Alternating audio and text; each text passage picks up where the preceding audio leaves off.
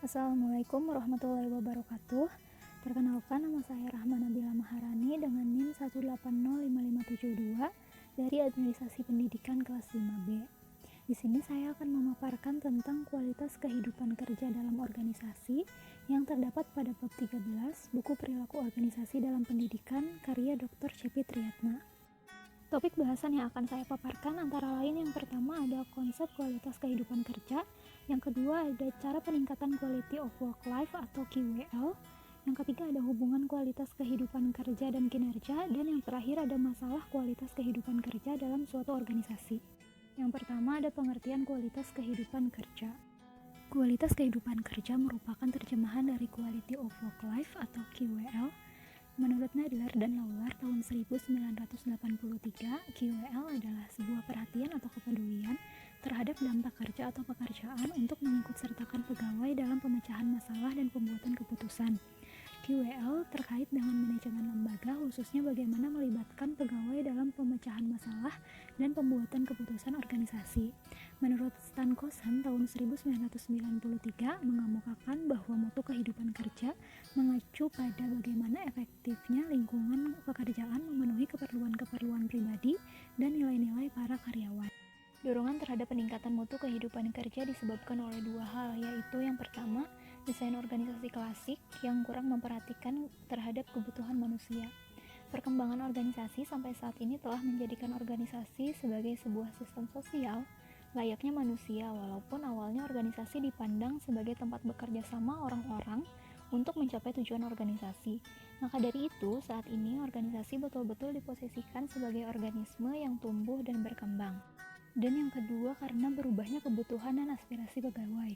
Dalam kajian QWL, hal ini merupakan suatu tantangan yang harus dikelola secara baik sehingga menjadi kekuatan untuk menghasilkan produktivitas pekerja. Untuk itu, perlu manajemen yang memperlihatkan kajian perilaku organisasi. Yang selanjutnya ada cara peningkatan quality of work life atau QWL.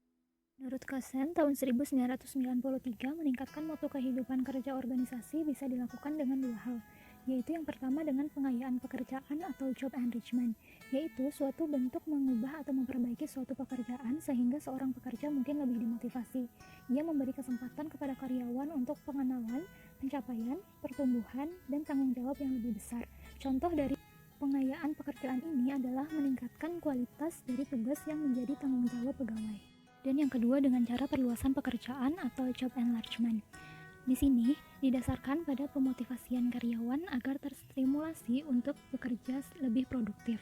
Perluasan pekerjaan secara horizontal yaitu peningkatan kualitas atau jumlah tugas yang harus ditanggung oleh pekerja. Contohnya, perluasan pekerjaan ini adalah memberikan tugas tambahan kepada sekretaris untuk menyampaikan bahan rapat atau bahan presentasi pimpinan. Yang selanjutnya ada hubungan kualitas kehidupan kerja dan kinerja. Kualitas kehidupan kerja memiliki hubungan yang positif dengan kinerja, namun tidak mutlak. Artinya, jika kualitas kehidupan kerja suatu organisasi baik, maka kinerja lebih memungkinkan menjadi lebih baik. Namun, tidak semua organisasi yang kualitas kehidupan kinerjanya baik akan memiliki kinerja yang baik pula, karena kinerja akan turut jika dipengaruhi oleh berbagai faktor lainnya, seperti kompetensi, kesempatan, dan lingkungan seseorang dalam melaksanakan tugasnya. Menurut Kosen, tahun 1993 untuk meningkatkan mutu kehidupan kerja bisa dilakukan dengan 7 hal. Di antaranya yaitu yang pertama, pengayaan pekerjaan, yaitu suatu bentuk mengubah atau memperbaiki suatu pekerjaan sehingga seorang pekerja mungkin lebih dimotivasi. Yang kedua ada penuh muatan vertikal dan horizontal.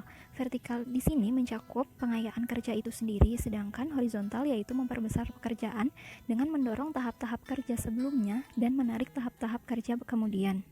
Yang ketiga ada menciptakan pekerjaan yang menyeluruh, yaitu proses menambah kompleksitas pekerjaan guna menghimbau pada kebutuhan yang lebih tinggi dari para pekerja.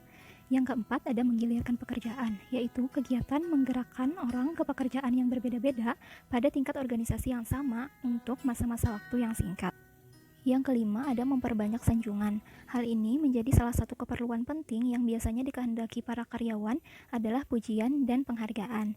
Yang keenam ada bonus hari libur, yaitu upaya untuk memberikan kesempatan kepada pegawai yang masuk sesuai target untuk mendapat ekstra libur. Dan yang terakhir ada mengubah lingkungan kerja, yaitu para pegawai lebih menyukai kontak sosial antar karyawan, adanya tim-tim kerja, adanya musik, dan waktu istirahat yang tepat.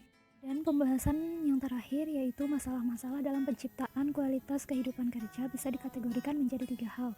Di antaranya kondisi manusia, yaitu kondisi yang berkaitan dengan karakteristik orang-orang yang ada dalam organisasi yang membentuk kekhasan tertentu. Yang kedua ada kondisi organisasi, yaitu terkait dengan berbagai kebijakan organisasi dalam menata organisasinya. Dan yang terakhir ada kondisi fisik lingkungan kerja, yaitu berkaitan dengan tingkat kenyamanan pegawai dalam menjalankan organisasinya. Mungkin sekian pembahasan yang bisa saya paparkan. Terima kasih atas perhatiannya. Mohon maaf apabila banyak kekurangan. Wassalamualaikum warahmatullahi wabarakatuh.